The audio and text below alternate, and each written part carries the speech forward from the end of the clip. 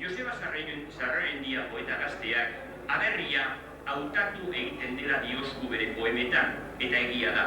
Gabrielek lehenago bere esenpluaz, hizkuntza ere hautatu egiten dela, hautatu behar dela, guztiok aukeratu behar dugula, esan zigun bezala. Inork berea, indarrean, gainezar diezagun nahi ez badugu benipein. Desafioa beraz, hortxe utzi zigun, nahi badugu, Euskadi erdaldunetik Euskal Herri Euskaldunera pasatzea ez da amets hutsa izango.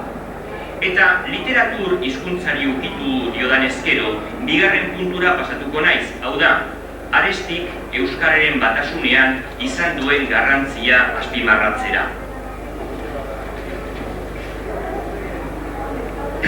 Gaur egun, zenbait lagunen azken buztankadak gora bera, badirudi Euskararen batasuna atzera ezinezko zerbait dugula.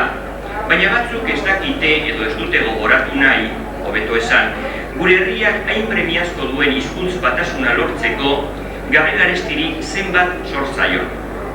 Bera baino lehenago egia da, Federico Ludwig moduko teorilariak egon ziren, Euskararen batasunaren premia adierazi eta lehen formulazioak eginez.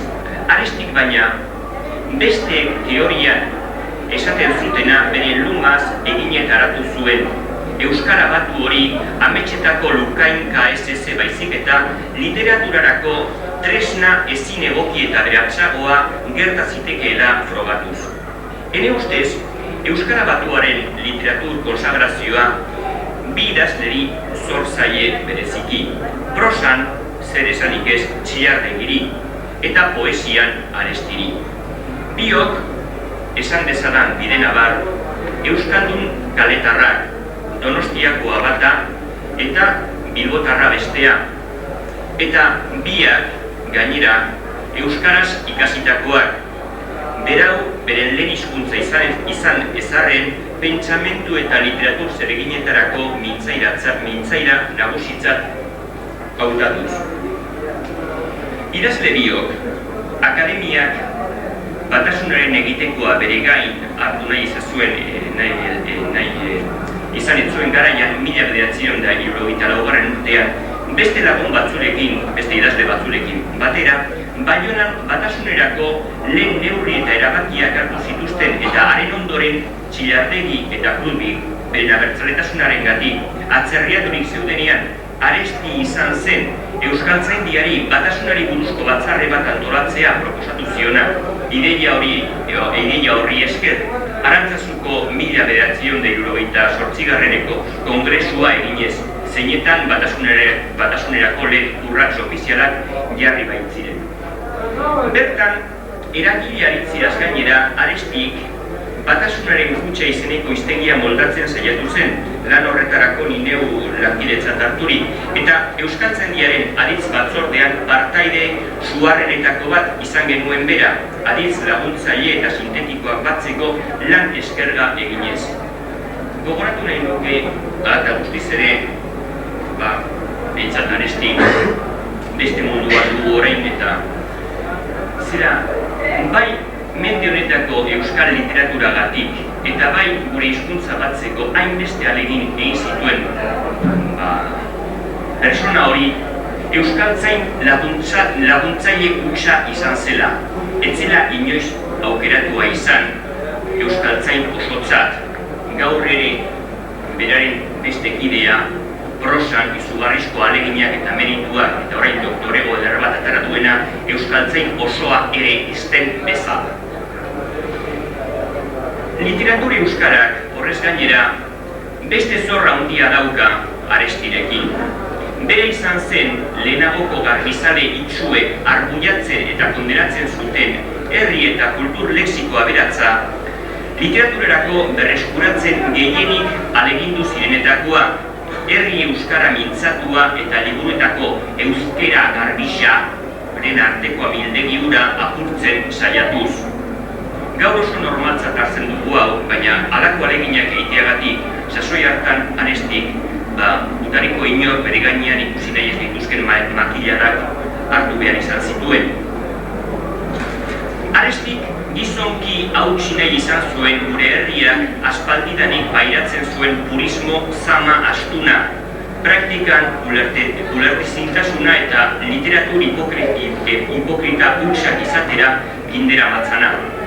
Idazle gazte gehienek haren bidea onartu dute gaur egun instantzia ofizialetatik zoritxarrez, berriz ere garbizalekeriarik amorratuenean erortzen berraziak garen arren.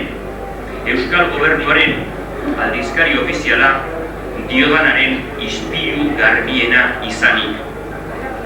Eta aski mintzatu naizela uste dudan eskero, jadanik denbora aurrera baitoa, berton amaitu nahi dut hitzaldia, bere gizon handiak behar bezala gogoratzen dakien herria, beraien meritu eta bere zimenduen partaide izaten dela gogoratuz, besterik ez.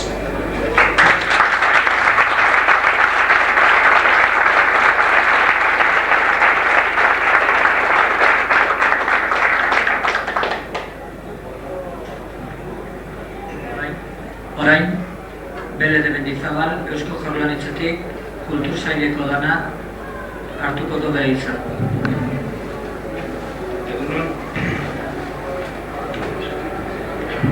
Egunon guztioi. Durangora urtero etorri den honetan zan edatzen liburu azoka, liburu eta azoka bai honetan egoteak suposatzen duen nahiko gogorra.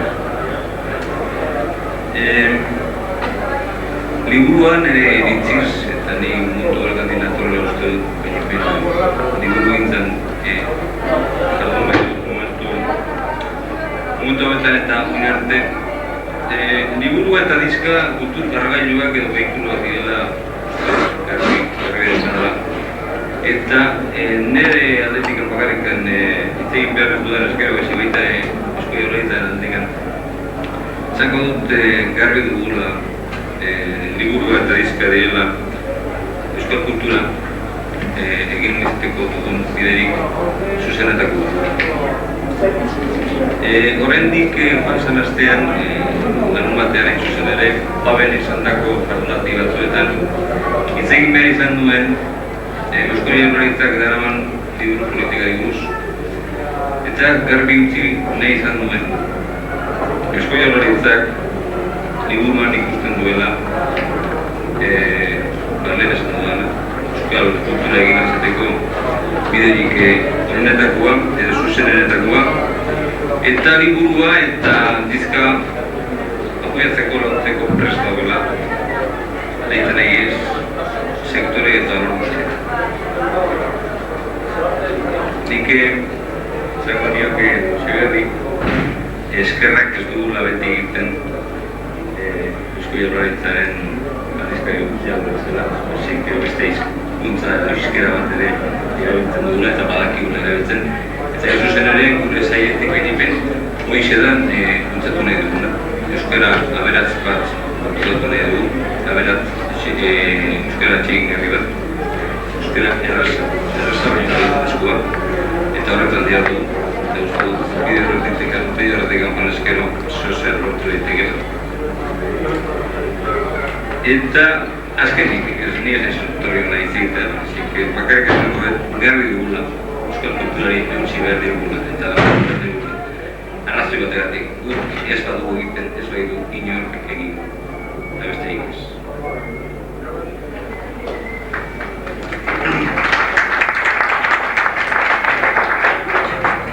Eta azkenik, Durango alkateek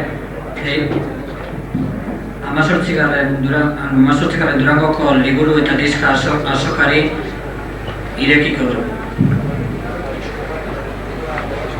Bai, Antumarik izan da lez, edador azoka honek 18 urte egiten ditu.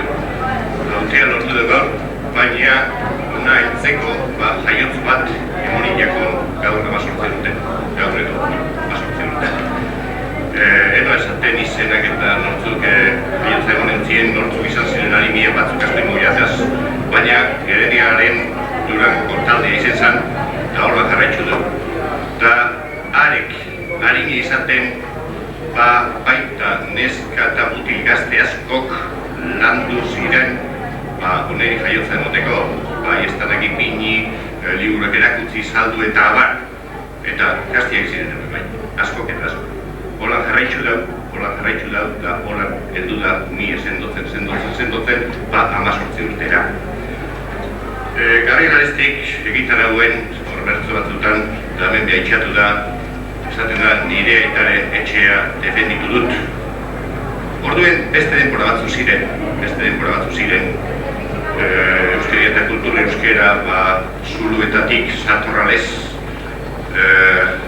ilunktasunetik urtetzen eban, musikan arloan behar duen ez dokamairun denbora ziren, eta batzuk euskaldunak, beste batzuk erdedunak, baina euskera eta euskera errexen maitasunez, holasien jaiotzen gutxien ere.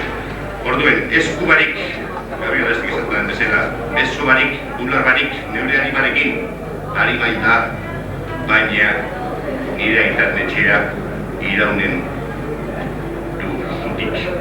Honek zezan gure dau, nire aitaren etxea, baina guk lortu behar dugu. Eta hor alegindu egin beharko gara, gure aitaren etxea izan daiten, gure semen etxea, gure hiloberen etxea, eta gure hiloberen etxea. Besterik ez, eskerrik asko.